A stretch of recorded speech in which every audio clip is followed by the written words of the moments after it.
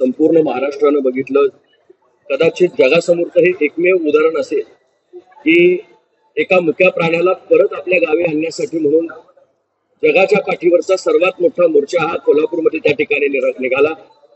जात धर्म पंथ राजकारण हे सगळं बाजूला ठेवून सर्व जनमानूस लहानापासून थोरापर्यंत या मोर्चामध्ये त्या ठिकाणी सामील झाला आणि जी लोकभावना आहे ती शासनासमोर आणि सन्माननीय उच्च न्यायालयासमोर जावी ही याचा प्रयत्न त्या निमित्ताने त्या ठिकाणी झाला.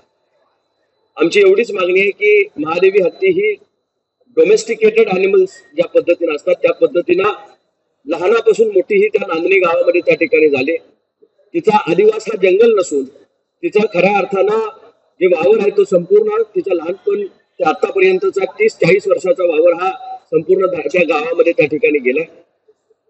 पेटाच्या तक्रारीवरनं सुप्रीम कोर्टाने हा निर्णय घेतला. निश्चितच त्यामध्ये सुद्धा काही या ठिकाणी मार्ग काढून ज्या पद्धतीनं नागपंचमी परत एकदा या ठिकाणी सुरू झाली त्याच धर्तीवर हत्ती हा कदाचित शेड्यूल 1 मधला या ठिकाणी अॅनिमल जरी या ठिकाणी जंगली प्राणी म्हणून असेल तरी सुद्धा लायसन्स अॅनिमल्स जे आहेत जे काही फेस्टिव्ह सीझन साठी फेस्टिव्ह कामासाठी या ठिकाणी काम घेतलं जातं त्यामध्ये सुद्धा हत्तीचा उल्लेख त्या ठिकाणी आहे. अनेक मठांच्याकडे मंदिरांच्याकडे आजही हत्ती देशभरामध्ये त्या ठिकाणी आहे. आरोग्याचं कारण पुढे करून अशा पद्धतीचा निर्णय करण्यात आला. आमचा प्रयत्न हा आहे की आरोग्याची जी व्यवस्था ते करू शकतात ते आम्ही आमच्या ठिकाणी सुद्धा करू. त्यांच्या काही त्रुटी असतील त्याही दूर करू.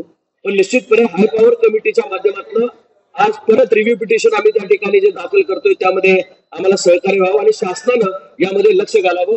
सन्माननीय मुख्यमंत्र्यांनी त्या पद्धतीची बैठक आज त्या ठिकाणी लावलेली आहे. दोन्ही उपमुख्यमंत्री मुख्यमंत्री यांच्या मार्गदर्शनाखाली महाराष्ट्र शासनानं सुद्धा लोकभावनेचा आदर राखत आपण यामध्ये लक्ष घालणं या ठिकाणी गरजेचं आहे.